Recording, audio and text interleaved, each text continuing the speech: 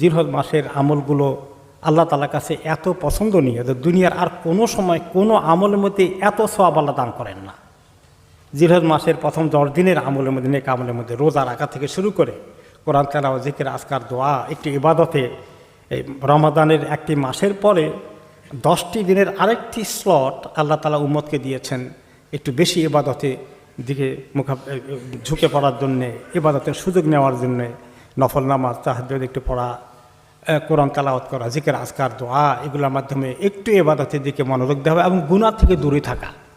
ফজিলতের দিনগুলোর মধ্যে, বেশি সওয়াবের দিনগুলোর মধ্যে যদি মানুষ গুনাহ করে, সেই গুনার পরিমাণটা আল্লাহর কাছে, অপরাধটা অনেক বেড়ে যায়। তো কাজেই আমরা চেষ্টা করি যে কমপক্ষে সোম, বৃহস্পতিবার, অনেকেই 9 দিনই রোজা রাখবেন, আরাফাতের দিন সহ, সেটা তো সবাই আমরা রাখবো আশা করছি।